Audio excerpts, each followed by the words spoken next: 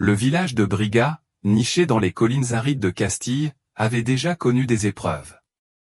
Sécheresse, épidémie et l'ombre omniprésente de l'Inquisition avaient transformé ses habitants en survivants épuisés. Mais à l'été 1674, à la naissance d'Eugenia Martínez Valliero, les rumeurs recommencèrent non pas celles d'une colère divine, mais de quelque chose de bien plus étrange. Dès son premier souffle, Eugenia était différente. Ses cris étaient plus forts, ses membres plus épais, sa faim insatiable. À 1 an, elle avait dépassé le berceau, ses joues rondes et ses membres gonflés tirant sur le lange de lin. Sa mère, Maria, pleurait en luttant pour la soulever, le dos douloureux sous le poids de son propre enfant. La sage-femme, une femme noueuse aux yeux cernés, se signa et murmura des jurons. Un tel enfant n'est pas naturel, murmurèrent les villageois près du puits, d'une voix basse mais aiguë. Dieu n'en aurait pas créé un. Ainsi grandit Eugenia, et avec elle les rumeurs, certains prétendaient que son appétit était démoniaque, qu'elle engloutissait chaque jour 2 fois son poids en pain et en lait. D'autres murmuraient qu'elle était une punition, le témoignage vivant d'un péché caché de ses parents. Le prêtre, le père Alonso, la regardait avec une fascination lasse, comme si elle était une énigme théologique qu'il n'osait résoudre. Son père, un fermier voûté nommé Thomas, supportait la honte en silence. Il avait espéré un fils pour labourer la terre rocailleuse, et non une fille dont le corps même semblait défier la nature. Pourtant, lorsqu'il plongea son regard dans les grands yeux sombres d'Eugenia, si emplis d'une innocente confusion, son cœur se serra. Les autres enfants l'évitaient. Ils l'appelaient « Limon monstra », le monstre, et lançaient des pierres lorsqu'elle s'approchait en se dandinant.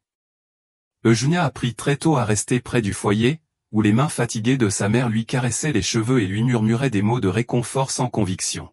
« Dieu t'a faite comme tu es », disait Maria, d'une voix tremblante. Mais le dessein de Dieu semblait cruel. À 6 ans, Eugenia pouvait à peine marcher sans halter. Sa peau était tendue sur son corps gonflé, marqué de plis rouges et violents là où le poids la pressait trop fort. Le médecin du village, un homme peu compétent et peu compatissant, la déclara une bizarrerie médicale ou une chose à étudier, non à guérir. Ainsi, le monde d'Eugénie se réduisit au mur de leur chaumière exiguë, où la lumière du feu vacillait sur sa silhouette arrondie, projetant une ombre monstrueuse sur le mur. Au-delà de ces murs, les murmures s'amplifièrent, portés par le vent sec de Castelia, jusqu'à atteindre des oreilles bien plus puissantes que celles des paysans superstitieux. La cour de Charles II entendrait bientôt parler de la jeune fille qui défiait la nature, et leur curiosité changerait sa vie à jamais. La lettre arriva un jour où le vent charriait l'odeur du blé brûlé des champs. Un cavalier en livrée au son pourpoint brodé du blason royal mit pied à terre devant la chaumière des Martínez Valliero. Les villageois se rassemblèrent en groupe silencieux, les yeux écarquillés par un mélange de crainte et d'effroi. Thomas s'essuya les mains sur sa tunique, maculé de terreur des champs, et s'avança pour prendre le parchemin. Ses doigts tremblaient lorsqu'il brisa le sceau de cire, une marque qu'il n'avait vue qu'à l'église, sur les missives des évêques. Les mots, écrits d'une écriture fluide, furent lus à haute voix par le scribe du village, la voix brisée sous le poids de leur signification, par ordre de Sa Majesté très catholique, Charles II, roi d'Espagne, l'enfant connu sous le nom d'Eugenia Martínez Valliero est convoqué à la cour royale de Madrid, pour y être présenté à la noblesse afin d'être examiné et diverti. Un murmure parcourut la foule. Maria serra Eugenia contre sa poitrine, respirant par à-coups. Non, murmura-t-elle, mais l'expression du cavalier était implacable. La volonté du roi est indiscutable, dit-il d'une voix saccadée. L'enfant est une merveille de la création divine.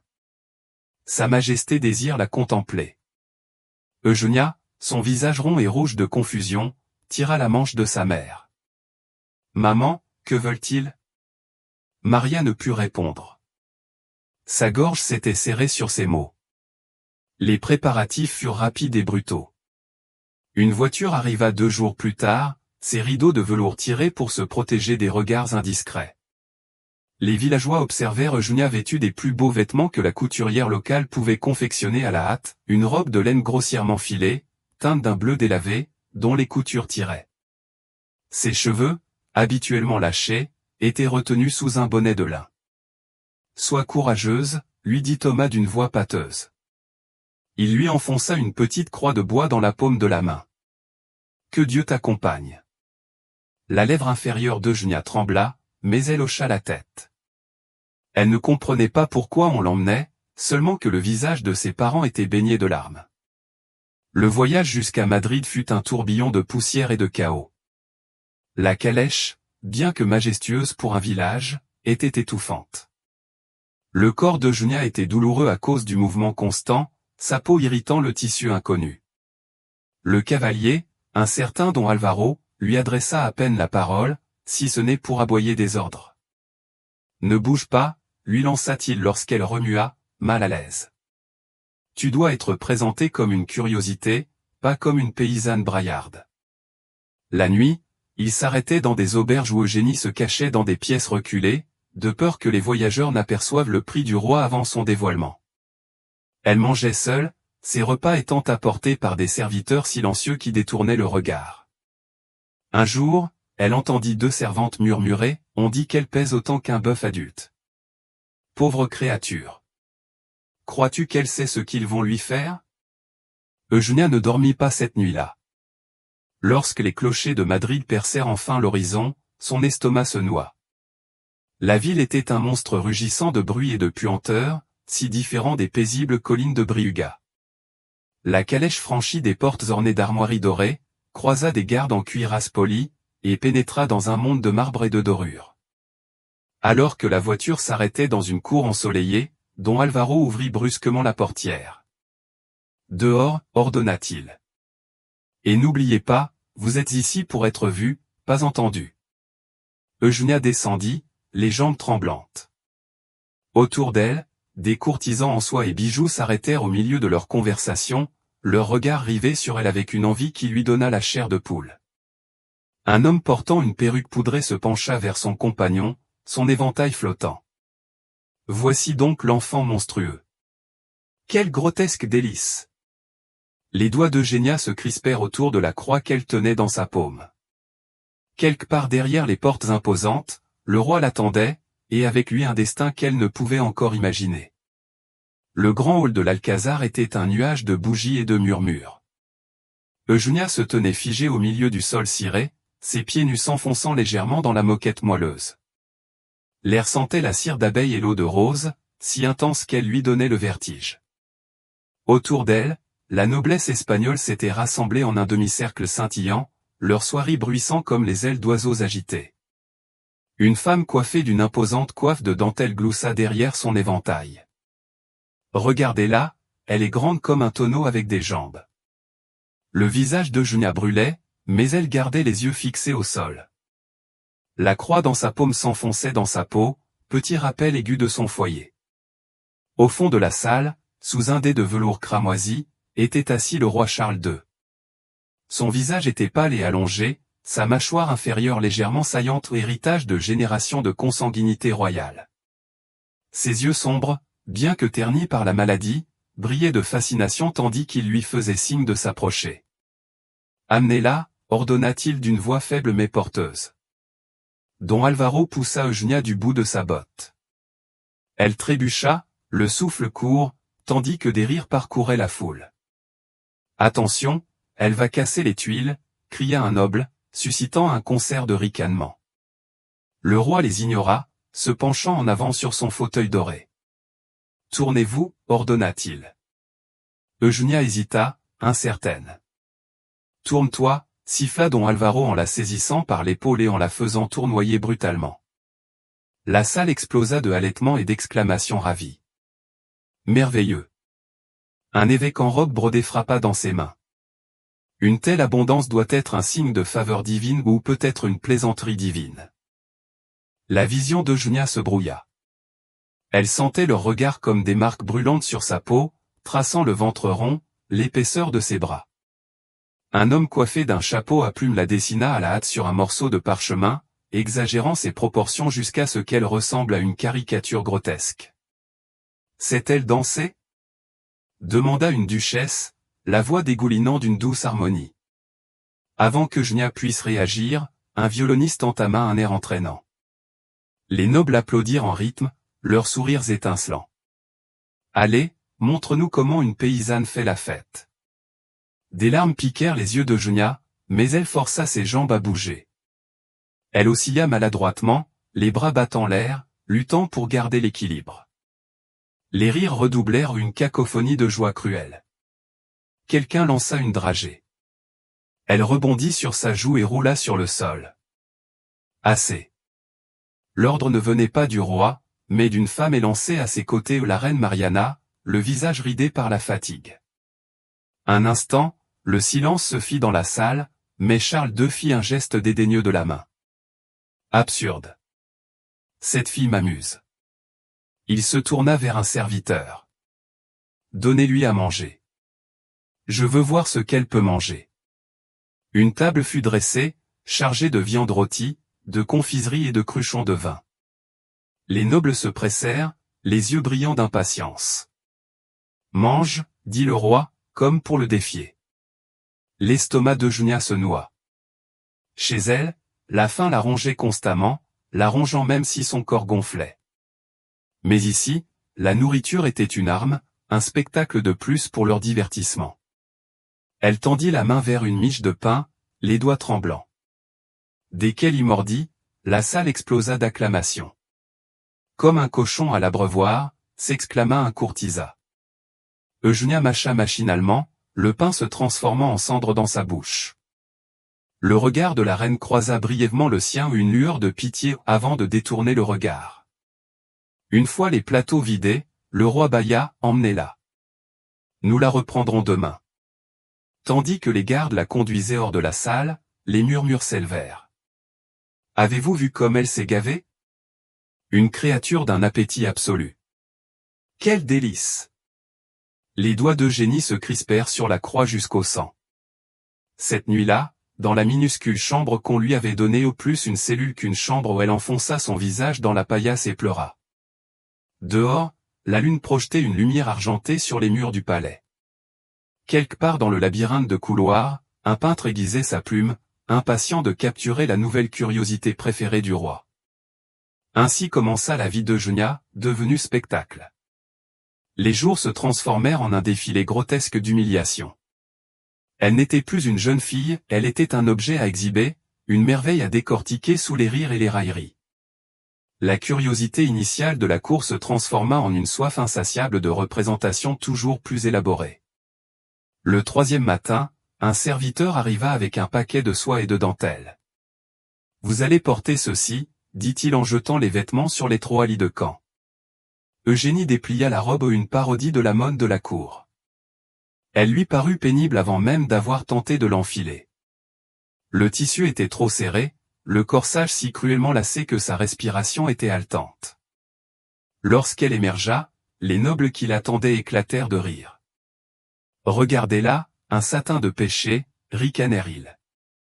Le roi, allongé sur son trône, sourit, danse à nouveau pour nous, monstrait. Cette fois, ils avaient préparé une scène, une estrade en bois dressée au centre de la salle, dont la surface polie donnait un éclat perfide.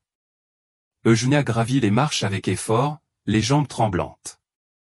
Le violoniste entonna un air endiablé, et les nobles applaudirent en rythme, les yeux brillants de malice.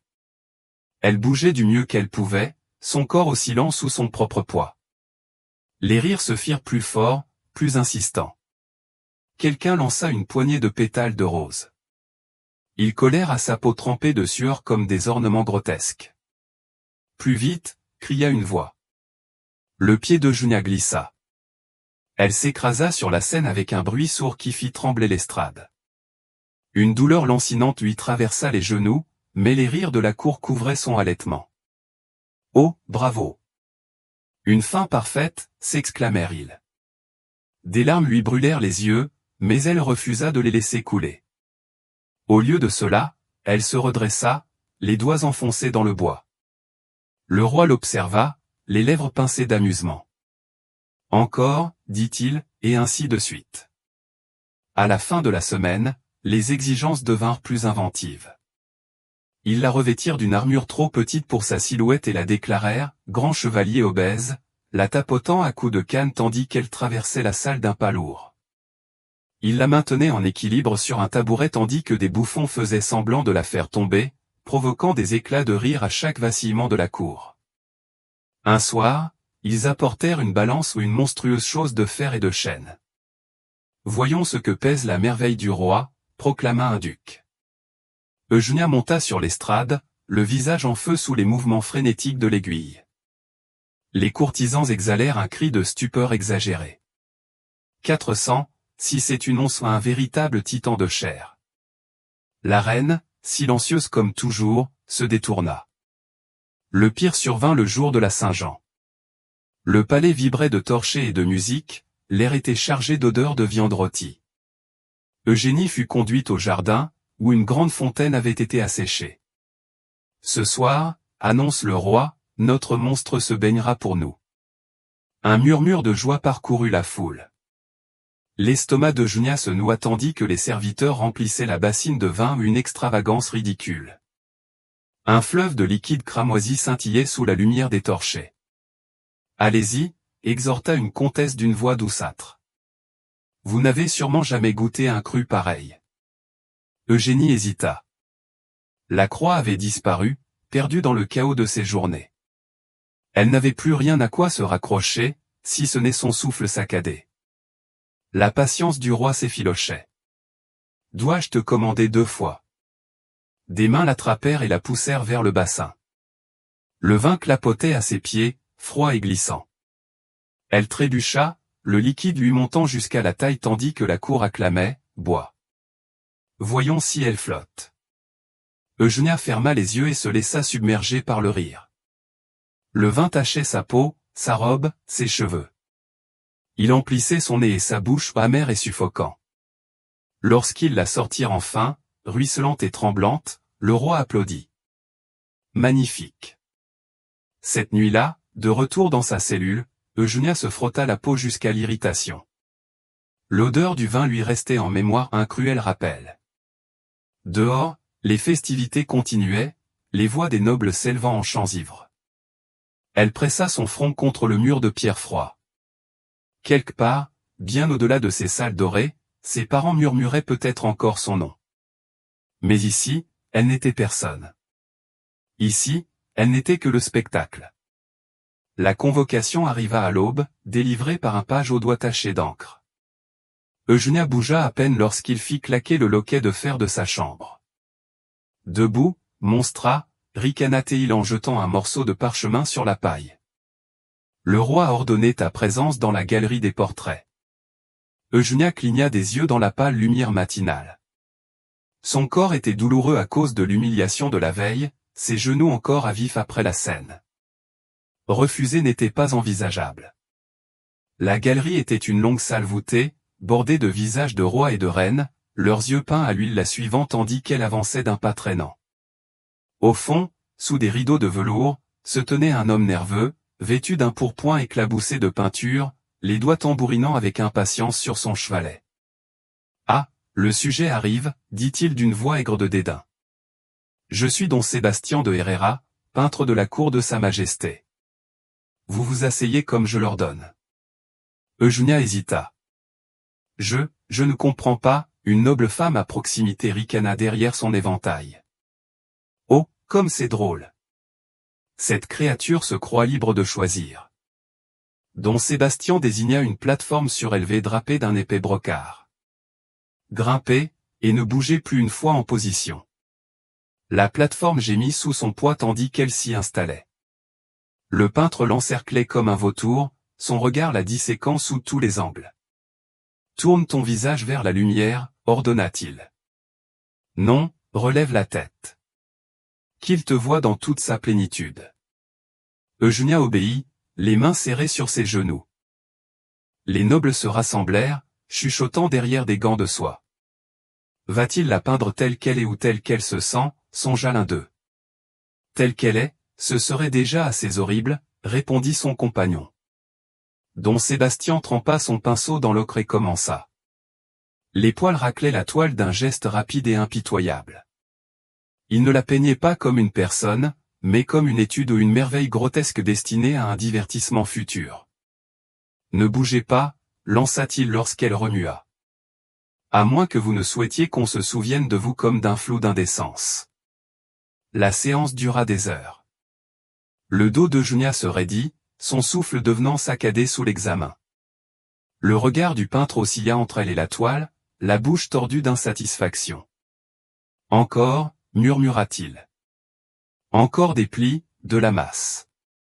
Qu'il voit l'absurdité de l'œuvre de Dieu.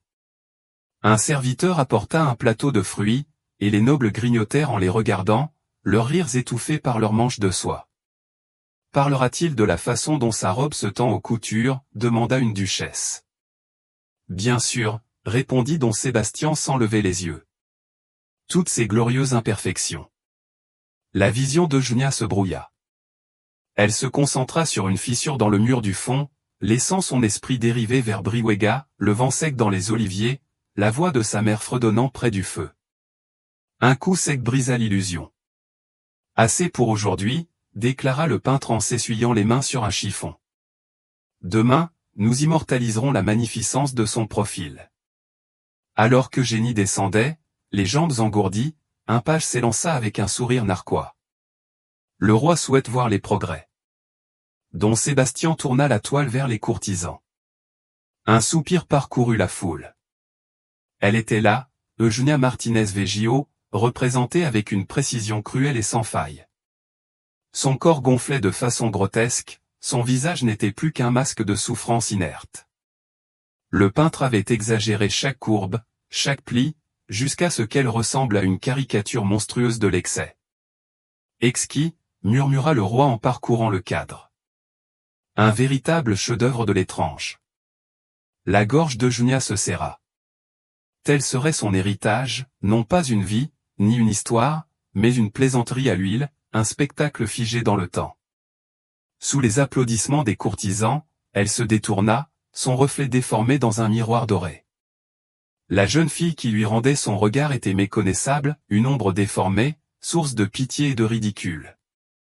Le pire? Le tableau n'était qu'à moitié terminé. Les journées de pause se sont fondues comme de la peinture fraîche au soleil. Chaque matin, Eugénia était ramenée à la galerie, contrainte de rester immobile pendant des heures tandis que le pinceau de don Sébastien grattait la toile. Les mains du peintre se déplaçaient avec une précision froide, capturant chaque angle peu flatteur, chaque pli de chair, chaque ombre de son humiliation.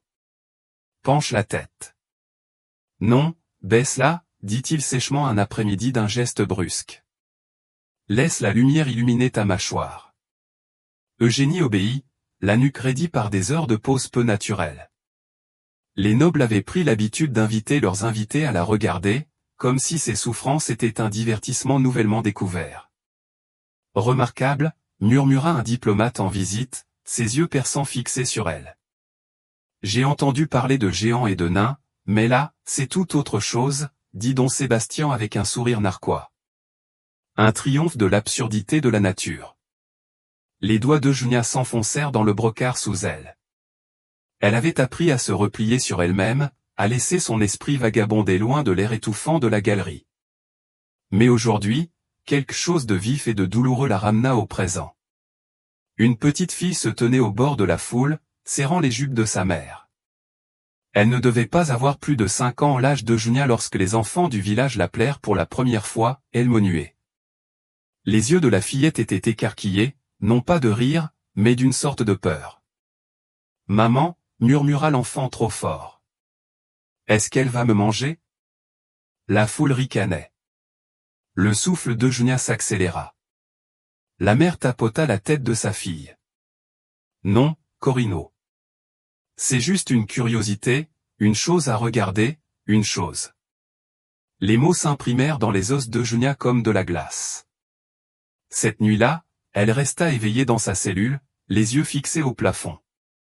Une légère odeur d'huile de lin lui imprégnait encore la peau, souvenir amer de la journée de travail. Dehors, le silence régnait, à l'exception des pas occasionnels des gardes en ronde. Elle roula sur le côté, grimaçant tandis que la paillasse craquait sous elle. Dans l'obscurité, elle aurait presque pu se croire de retour à Briue, dans le petit lit près de l'âtre. Mais l'illusion se brisa lorsque sa main effleura son propre corps, le ventre gonflé, l'épaisseur de ses bras. Voilà qui je suis maintenant. Cette pensée lui serrait les côtes comme un couteau. Le lendemain matin, la séance finale commença. Don Sébastien travaillait avec ardeur, son pinceau parcourant la toile comme s'il craignait que la grotesque représentation ne disparaisse. Presque fini, murmura-t-il, plus pour lui-même que pour elle. Juste les yeux, l'âme de l'œuvre. Eugénia cligna des yeux. Une âme? Pensait-il qu'elle en avait une? Le peintre se pencha, le regard critique. Regarde-moi. Non, pas comme une vache effrayée. Jean, tu sais ce que tu es. Elle déglutit. Et moi, je suis quoi? La question lui échappa avant qu'elle puisse s'arrêter. Le silence se fit dans la galerie. Même les nobles interrompirent leur bavardage, attendant la réponse. Don Sébastien fit une moue. Vous êtes une merveille de la nature, une plaisanterie divine, une chose qui mérite d'être admirée et oubliée. Il tamponna son pinceau dans une flaque de peinture noire. Maintenant, restez immobile. Eugénia regardait droit devant elle, les yeux secs et brûlants. Le pinceau effleura la toile une dernière fois, inscrivant son chagrin dans la durée. Une fois le tableau terminé, le peintre recula, s'essuyant les mains avec un soupir de satisfaction. Terminé. Les courtisans se pressèrent autour d'elle, leur murmure montant crescendo. Étonnant. Elle paraît encore plus ridicule, capturée à l'huile. Le roi lui-même s'approcha, ses doigts pâles caressant le cadre. Accrochez-le dans la salle des curiosités, ordonna-t-il. Que tous les visiteurs connaissent la splendeur des merveilles de l'Espagne. Eugénia descendit de l'estrade, les jambes engourdies. Personne ne la regardait plus. Leurs yeux étaient fixés sur le tableau, sur l'image monstrueuse qui lui survivrait. Elle l'aperçut tandis qu'on l'emmenait. Elle était là, Eugénia Martinez Valliero, immortalisée non pas comme une jeune fille, mais comme un spectacle. Son corps était une montagne de chair grotesque, son visage un masque creux. Seuls ses yeux conservaient un semblant de vie sombre et blessée, hurlant silencieusement sur la toile. Un domestique la poussa vers la porte. Circule, monstra. Tu n'as plus d'utilité. Alors qu'elle trébuchait dans le couloir, les acclamations de la cour la suivirent, résonnant sur les murs de pierre. Quelque part dans les profondeurs du palais, un peintre lavait ses pinceaux, son chef-d'œuvre achevé. Et quelque part, au plus profond d'elle-même, Eugénia sentit la dernière lueur d'espoir s'éteindre. La salle de banquet scintillait sous la lueur de 1000 bougies, leur lumière se reflétant sur des miroirs dorés et des coupes ornées de pierres précieuses. L'air était chargé d'odeurs de viande rôtie, de vin épicé et de la douceur écœurante du massepain. Des nobles en brocart et soie riaient derrière des éventails de dentelle, leur voix formant une symphonie de gaieté calculée. Eugénia se tenait au bord de la pièce, le corps enveloppé dans une robe à la fois trop moulante et trop luxueuse ou une cruelle farce cousue de velours et de perles. Le tissu lui enfonçait la peau, le corsage était si serré qu'elle pouvait à peine respirer. Une servante avait passé des heures à l'habiller, l'attirant et l'épinglant avec une froide efficacité, comme si elle était un mannequin plutôt qu'une jeune fille vivante. Voilà, vous avez l'air d'une vraie dame, avait dit la femme en reculant avec un sourire narquois. Ces mots avaient un goût de cendre. Un admirateur lui tapota l'épaule. Ma chère, tu es une véritable merveille ce soir. Eugénia se retourna et vit la duchesse d'Albe, son visage poudré dessinant un sourire qui n'atteignait pas ses yeux. Merci, votre grâce, murmura Eugénia d'un ton automatique.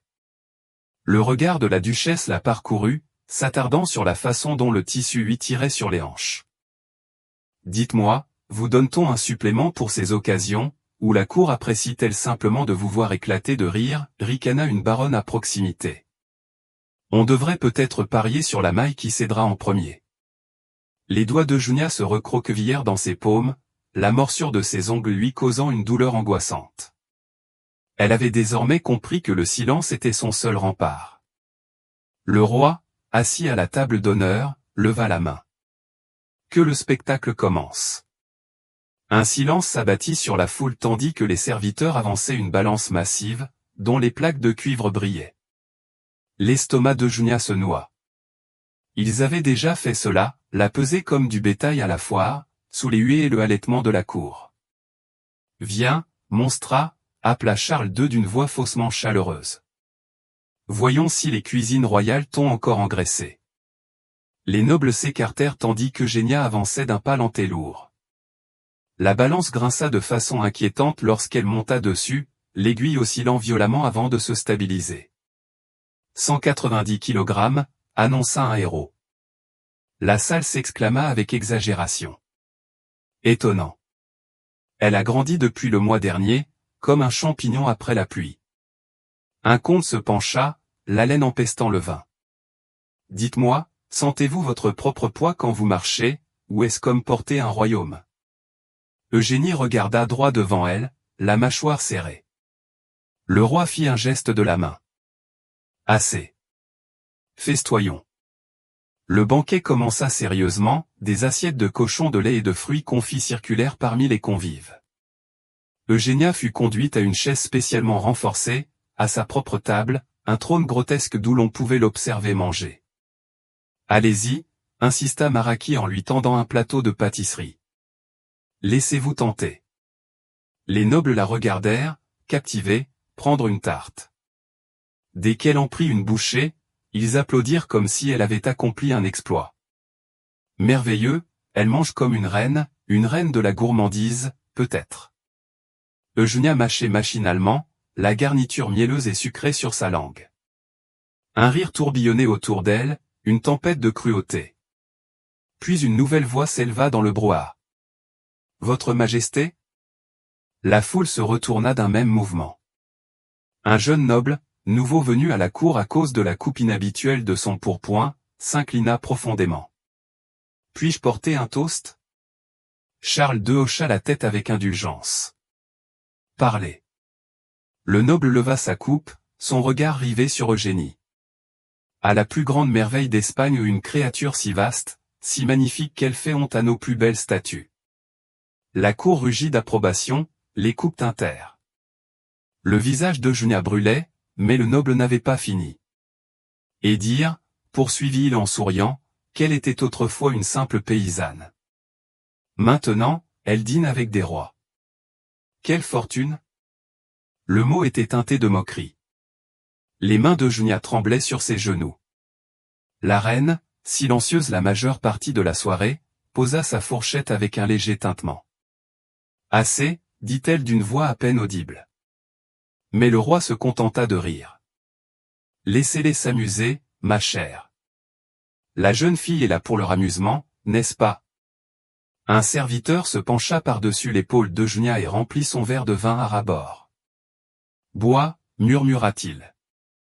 Ça rendra la nuit plus douce. » Elle leva le verre, le liquide rubis tremblant.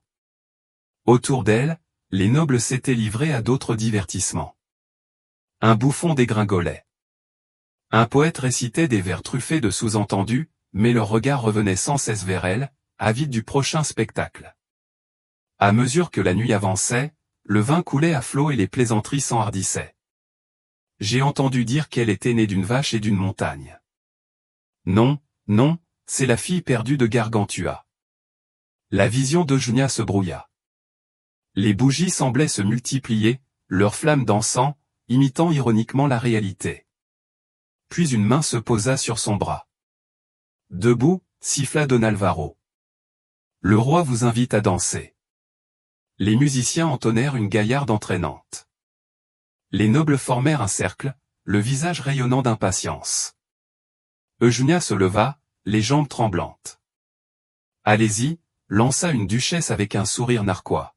« Montrez-nous comment une dame se déplace. » Le premier pas fut une agonie, le deuxième une humiliation.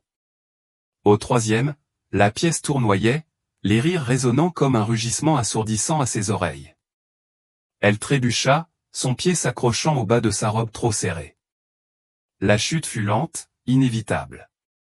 L'impact fit trembler le sol pendant un battement de cœur, puis le silence, puis des cris de joie. « Oh, parfait. Tu l'as vu rouler ?» Eugénia gisait là, la pierre froide lui serrant la joue tandis que les nobles applaudissaient son échec. La reine s'était détournée, le visage caché derrière son éventail. Le roi riait si fort qu'il dut s'essuyer les yeux. Tandis que les serviteurs l'aidaient à se relever, leurs poings lui meurtrissaient les bras, leur voix trahissait le dédain. Eugénia aperçut son reflet dans un plat poli. Une silhouette monstrueuse la fixait, ses atours en désordre, le visage rouge de honte. Les nobles y virent une plaisanterie. Mais à cet instant, Eugénia vit autre chose, bien pire. Elle se vit à travers leurs yeux. Les rires de la cour résonnaient encore à ses oreilles tandis qu'on la ramenait à sa chambre, le corps endolori par sa chute. Le serviteur qui l'escortait ne prit pas la peine de dissimuler son sourire narquois, ses doigts s'enfonçaient dans son bras comme s'il s'agissait d'une bête à maîtriser. Au moment où la porte se referma derrière elle, Eugénia s'affaissa contre le mur, le souffle court. La robe, déjà trop serrée, lui donnait l'impression d'être une prison. Ses doigts tremblants, elle agrippa les lacets, cherchant désespérément un soulagement. Le tissu céda dans un gémissement, et elle laissa la robe retomber à ses pieds comme une peau jetée. Pendant un long moment, elle resta là, dans la pénombre, le corps nu et tremblant. La pierre froide sous ses pieds contrastait fortement avec la chaleur fiévreuse de la salle de banquet. Plus jamais. Cette pensée la frappa comme un éclair. Elle avait enduré leurs railleries, leurs humiliations, leurs exigences incessantes, mais c'en était trop. Elle ne craquerait pas. Pas complètement. La rébellion commença par de petits actes silencieux. Le lendemain matin, lorsque les domestiques lui apportèrent le petit déjeuner à un plateau garni de pain, de fromage et de figues au miel destinées à l'engraisser davantage pour le plaisir de la cour, Eugénia n'y toucha pas. Elle le laissa sur la table jusqu'à ce que le pain rassis et le fromage durcissent. Le serviteur venu chercher le plateau fronça les sourcils. « Tu n'as pas mangé. » Eugénie ne dit rien. Lorsque la même chose se reproduisit le lendemain, le froncement de sourcils de la servante s'accentua. Le troisième jour, les portions furent plus généreuses, les plats plus riches, comme pour la contraindre à la soumission. Pourtant, Eugénia se détourna. « Le roi ne sera pas content », prévint le serviteur. Eugénie soutint son regard pour la première fois. « Qu'il soit mécontent. » Les mots étaient doux, mais ils firent trembler la pièce. Les yeux du serviteur s'écarquillèrent, comme s'il n'avait jamais imaginé que le « monstre » puisse avoir une volonté propre. La défiance s'est répandue. Lorsque don Sébastien la convoqua pour une nouvelle séance, cette fois pour la peindre aux côtés d'un nain et d'une femme à barbe, sujet grotesque des merveilles de la nature, Eugénia refusa de monter sur l'estrade. « Je ne m'assiérai pas pour toi, dit-elle d'une voix ferme. Le visage du peintre s'assombrit. « Tu le feras, ou le roi l'apprendra. » Eugénia croisa les bras. « Alors, qu'il entende. » Les nobles sursautèrent. Personne n'avait jamais nié les caprices du roi. La main de don Sébastien se porta vers sa ceinture, où pendait une fine baguette. Ingrate. Sais-tu ce qu'ils font aux paysans désobéissants, siffla-t-il. Eugénia ne broncha pas, vas-y. Frappe-moi. Mais je ne bougerai pas. Un silence tendu régna dans la galerie. Les doigts du peintre se crispèrent sur l'interrupteur, mais, à la surprise générale, il l'abaissa. D'accord, cracha-t-il, mais ce défi vous coûtera cher. Le prix à payer fut vite payé. Ce soir-là, son repas habituel fut remplacé par un simple morceau de pain et un verre d'eau. Le serviteur qui le lui apporta esquissa un sourire narquois. Le roi dit, si vous refusez de manger comme une dame, vous mangerez comme une mendiante. Eugénia prit le pain sans un mot. Il était sec et sans goût, mais c'était le sien. L'épreuve suivante eut lieu lors d'une procession royale dans les jardins du palais. Le roi, d'humeur capricieuse, ordonna à Eugénie de marcher à côté de son carrosse, témoignage vivant de son pouvoir sur les créatures les plus contre nature. Les courtisans ricanaient tandis qu'elle peinait à suivre le rythme, le souffle court sous le soleil d'été. À mi-chemin, le roi se pencha, les yeux brillants. Embrasse le sol, monstra. Montre-moi ta gratitude. Eugénie s'arrêta. La voiture fit quelques pas avant que le roi ne réalise qu'elle ne la suivait plus.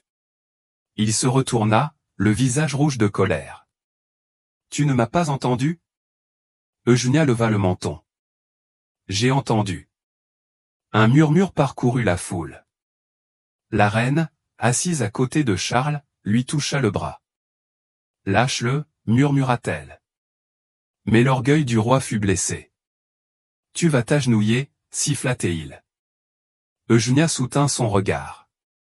Puis, lentement, elle se pencha, non pas pour embrasser la terre, mais pour cueillir une fleur sauvage dans l'herbe.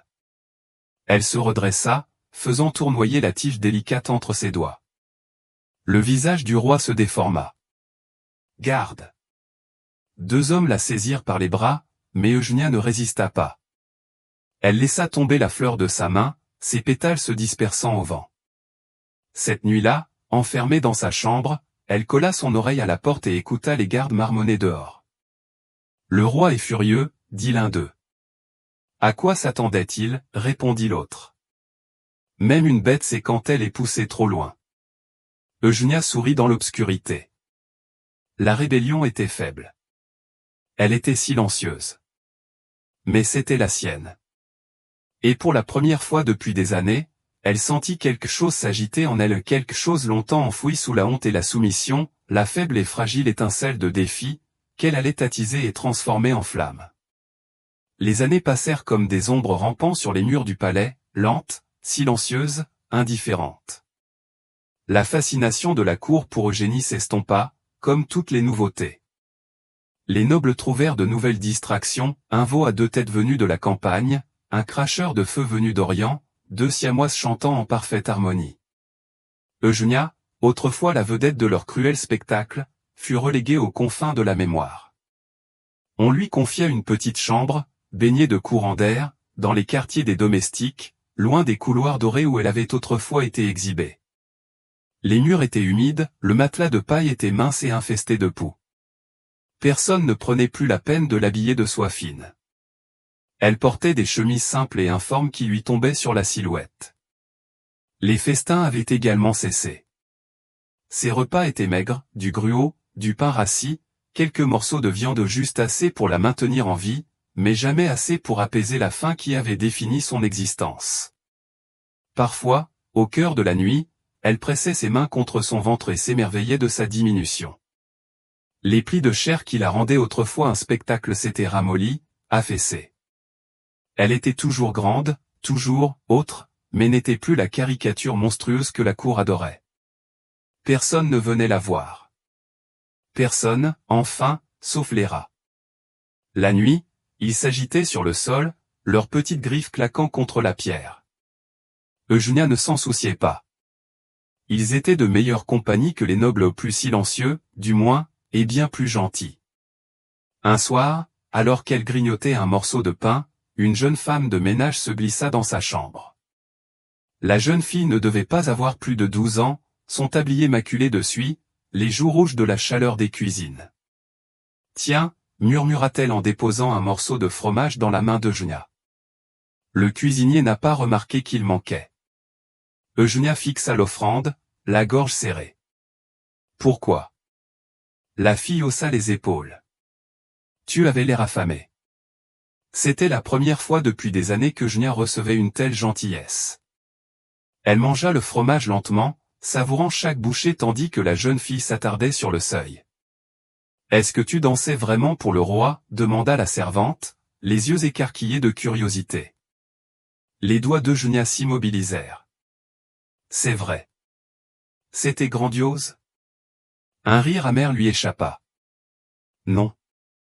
Ce n'était pas grandiose. La jeune fille fronça les sourcils, comme pour essayer de réconcilier la femme hagarde devant elle avec les histoires qu'elle avait entendues. On dit qu'on pourrait manger un cochon entier d'un coup. Eugénia mit le dernier morceau de fromage de côté. Ils disent beaucoup de choses. Une cloche sonna au loin l'appel à la prière du soir. La jeune fille sursauta. Je dois y aller. Elle hésita. Je peux t'en apporter d'autres demain, si tu veux. Eugénia hocha la tête, même si elle doutait du retour de la jeune fille. Au palais, les promesses étaient faciles à faire et tout aussi faciles à rompre. Mais à sa grande surprise, la servante revint. et le lendemain et le surlendemain elle apporta des restes de nourriture, des bribes de ragots, et même un jour un ruban volé qu'elle noua au poignet d'Eugenia comme une récompense. Ils t'ont oublié, confia la jeune fille un après-midi. Le roi ne prononce même plus ton nom. Eugenia traça le bord de son bol en bois. Bien. Tu ne veux pas qu'on se souvienne de toi. Elle leva les yeux et croisa le regard sérieux de la jeune fille. Pas comme ça. La servante se tut, se mordillant la lèvre. Puis, hésitante, elle demanda, « De quoi veux-tu qu'on se souvienne de toi ?» Eugénie n'avait pas de réponse. Les saisons changèrent. La servante grandit, ses visites se firent plus rares. Finalement, elles cessèrent complètement. Eugénia ne lui en voulait pas. La jeune fille avait sa propre vie à vivre, ses propres difficultés à affronter. De nouveau seule, Eugénia s'assit près de l'étroite fente d'une fenêtre de sa chambre, observant le monde extérieur. Elle vit des serviteurs traverser la cour en toute hâte, des nobles partir à la chasse, et de temps à autre un voyageur apportant des nouvelles de contrées lointaines. La vie continuait comme toujours, sans elle. Un jour, un nouveau tableau apparut dans la salle des curiosités, le portrait d'un lion à la crinière dorée et sauvage, les dents découvertes en un rictus. La cour s'extasiait devant lui, émerveillée par le talent de l'artiste. Personne ne jeta un coup d'œil aux autres tableaux qui ornaient les murs, et encore moins à celui, niché dans le coin le plus sombre, une silhouette grotesque et bouffie aux yeux creux. Le portrait d'Eugénia prit la poussière, oublié, et elle aussi. L'hiver arriva, rude et mordant. Les courants d'air dans sa chambre s'intensifièrent, le froid s'infiltrant jusqu'à ses os. Elle toussa souvent maintenant un bruit humide et rauque qui résonna sur les murs de pierre. Aucun médecin ne vint la soigner. Personne ne remarqua quoi que ce soit. Par la nuit la plus froide de l'année, tandis que le vent hurlait à travers les fissures du mortier tel un esprit en deuil, Eugénie se blottit sous sa fine couverture et ferma les yeux. Au loin, le roi riait d'un amusement nouveau. Quelque part, un peintre trempait son pinceau, prêt à immortaliser la prochaine merveille. Et quelque part, dans un coin oublié du palais, une jeune fille, autrefois un spectacle, rendit son dernier souffle tremblant. Personne ne pleura. Personne ne remarqua rien. Le lendemain matin, un domestique trouva son corps. Il se signa, murmura une brève prière et alla chercher le fossoyeur. Qui était-elle ? Demanda le fossoyeur tandis qu'il l'enveloppait dans un linceul. Le serviteur haussa les épaules. Personne d'important. Et c'est ainsi que Eugénia Martinez Vigeot fut enterrée dans une tombe anonyme, son nom aussi éphémère que les murmures qui l'entouraient autrefois. La cour a continué son chemin. Le monde n'a pas pris le temps de pleurer sa disparition, et l'histoire, toujours cruelle, s'est préparée à l'oublier complètement. Le peintre vint la voir au dernier jour de l'hiver, alors que le froid s'était installé profondément dans ses poumons et que la lumière de l'étroite fenêtre semblait trop faible pour réchauffer même les grains de poussière en suspension dans l'air. Il se tenait dans l'embrasure de la porte, son chevalet sous le bras, l'expression indéchiffrable. « On m'a envoyé te peindre, dit-il. » Eugénia ne bougea pas de son lit. « Pourquoi ?» L'homme hésita, ses doigts se crispant sur le cadre en bois du chevalet. C'était l'ordre du roi. Elle laissa échapper un lent soupir, observant la brume se former dans l'air glacial. Bien sûr, même en s'évanouissant, elle restait son spectacle. Le peintre installa ses outils en silence, disposant pinceau et pigments avec une précision témoignant d'années de pratique. Contrairement à don Sébastien, cet homme ne ricanait pas et ne la poussait pas. Il travaillait en silence, son regard oscillant entre elle et la toile avec une pointe de reconnaissance plutôt que de pitié. « Tu n'as pas besoin de te redresser, dit-il enfin. Reste allongé comme tu es. » Eugénia ferma les yeux. Le poids de son corps, autrefois source de fascination grotesque, avait diminué. La chair qui avait fait d'elle une merveille s'accrochait maintenant lâchement à ses os, les plis de sa peau flasques de maladie et de négligence. Les coups de pinceau commencèrent, doux et précis. Le peintre ne se précipita pas. « Comment t'appelles-tu » demanda Eugénia d'une voix chuchotée. Le pinceau s'immobilisa. « Louis » murmura-t-elle en ouvrant les yeux. Tu peins beaucoup de monstres, Louis? Son regard croisa le sien, fixe. Je peins des gens, répondit-il. Les mots la recouvrirent comme un linceul. Pendant des heures, le seul bruit était le frottement des poils sur la toile et l'écho lointain des pas dans le couloir. Louis gesticulait en silence, ses mains gesticulant avec une douceur qui semblait étrangère dans ce lieu de cruauté. Quand la lumière commença à décliner, il posa son pinceau. C'est fait. Eugénia ne demanda pas à le voir. Elle savait déjà ce qu'il montrerait, une femme brisée par le poids des rires des autres, les yeux creusés de chagrin, l'ultime témoignage d'une vie réduite au spectacle. Louis rangea lentement ses outils, ses gestes réfléchis. Avant de partir, il s'arrêta devant la porte. Ils se souviendront de toi, dit-il doucement. Eugénia tourna le visage vers le mur. Non, ils se souviendront du monstre qu'ils ont fait de moi. La porte se referma derrière lui avec un bruit sec. Dehors, le vent hurlait, et dans l'obscurité grandissante, Eugénia Martinez Valiro attendait la fin. Le portrait serait accroché dans la salle des curiosités, une curiosité de plus parmi tant d'autres. Les visiteurs s'arrêteraient devant lui, murmurant des rumeurs à demi oubliées avant de passer à la merveille suivante. Mais pour l'instant, dans cette pièce silencieuse, il n'y avait que la jeune fille ni une merveille, ni un monstre, juste une personne, enfin invisible. Et c'était peut-être là la plus grande des grâces. Le portrait lui survécut. Il resta accroché dans la salle des curiosités pendant des décennies, ramassant la poussière aux côtés du veau à deux têtes en cuir de falda et des restes empaillés d'un lion qu'on disait apprivoisé par un saint. Les visiteurs de la cour royale s'arrêtaient devant le tableau, le nez plissé devant la figure grotesque qui y était représentée. Qui était-elle? Demanda une jeune noble un après-midi, ses jupes de soie effleurant le sol tandis qu'elle se penchait. Son compagnon, un homme à la perruque poudrée et à l'air perpétuellement ennuyé, ouvrit un éventail. Une paysanne, j'imagine.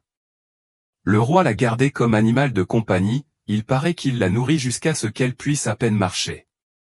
C'était très amusant à son époque, railla-t-il.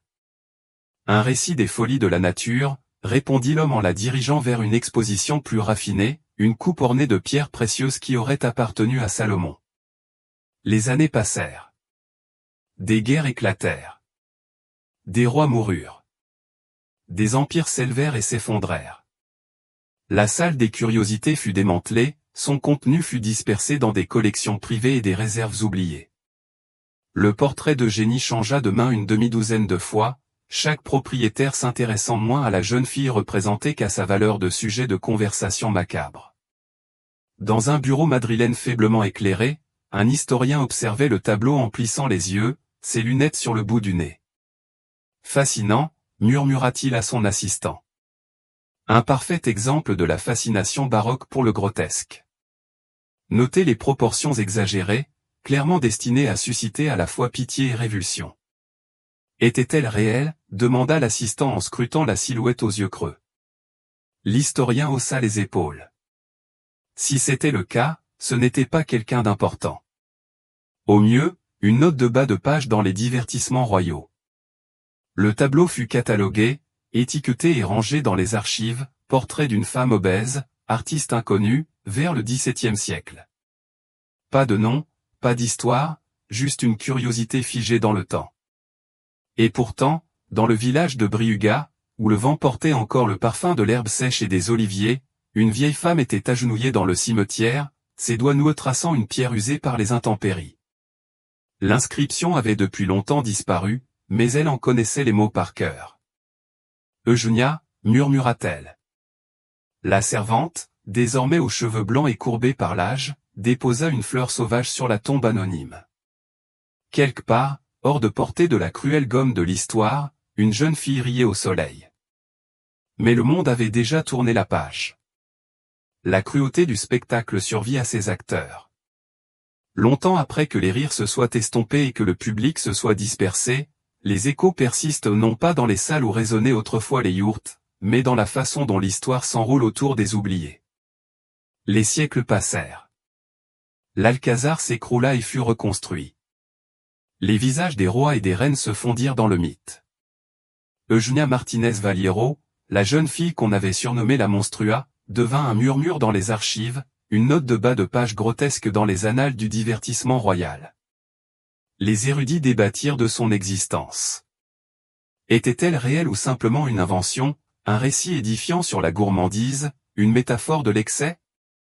Les quelques portraits survivants furent étudiés non pas pour la tristesse qui transparaissait dans son regard, mais pour les coups de pinceau qui exagéraient sa silhouette. Les historiens de l'art louèrent la déformation magistrale, le jeu d'ombre et de lumière sur le grotesque. Personne ne parla de la jeune fille sous la peinture. Dans un amphithéâtre universitaire, un professeur projeta le portrait d'Eugenia sur un écran. Les étudiants s'agitèrent sur leurs sièges, certains étouffant un rire, d'autres fronçant le nez de gêne. Ceci, dit le professeur en tapotant l'image avec un pointeur, illustre l'obsession baroque pour l'autre, la fascination pour les corps hors normes. Remarquez comment l'artiste déshumanise le sujet, le transformant en objet de dérision plutôt qu'en personne. Une main se leva. Savons-nous ce qui lui est arrivé? Le professeur haussa les épaules. Pas clair. Elle est probablement morte jeune. Les gens comme elle survivaient rarement longtemps à cette époque. La discussion reprit. Ailleurs, dans une petite ville de Castille, une mère grondait son enfant pour avoir repris une portion de dessert. Tu finiras comme la Monstrua, la réprimanda-t-elle en secouant la tête. La légende avait perduré, dépouillée de son humanité, réduite à une simple chute édifiante. Mais dans les recoins les plus reculés du monde, d'autres histoires persistaient. Une jeune artiste, tombant par hasard sur le portrait d'Eugenia dans un recoin oublié d'un musée, sentit son souffle coupé. Le tableau était petit, coincé entre des œuvres plus imposantes, mais le regard de la jeune fille la captivait. Il y avait là quelque chose, non seulement de la douleur, mais aussi du défi. Un cri silencieux à travers les siècles. L'artiste revenait jour après jour, esquissant le visage d'Eugenia dans son carnet, essayant de saisir ce que le peintre original avait manqué, la personne derrière le spectacle. Lors d'un slam poétique à Madrid, une femme monta sur scène, la voix tremblante de rage. On l'appelait monstre, mais qui a gravé ce mot dans sa peau? On la nourrit jusqu'à ce qu'elle éclate, puis on a ri quand les coutures se sont déchirées. Dites-moi, quel est le plus grand péché? La pièce devint silencieuse. Et à Brihuega, où le vent charriait encore les fantômes d'anciens murmures, un groupe d'écoliers se rassembla autour d'une plaque usée par le temps, récemment installée, à moitié cachée par le lierre. Elle portait un nom unique, depuis longtemps effacé de l'histoire, mais enfin rappelé. Eugenia Martinez Valiero. 174 cm, 1690. C'était une enfant. L'héritage d'un monstre ne s'écrit pas par ceux qui l'ont regardé bouche bée ou raillée. Il s'écrit dans les actes silencieux du souvenir, l'artiste qui perçoit son humanité, le poète qui lui donne sa voix, le village qui reprend son nom. La cruauté du spectacle réside dans le fait qu'il exige une victime. Mais la vérité est la suivante, Eugenia n'a jamais été le monstre. Ce sont les monstres qui ont fait d'elle un monstre.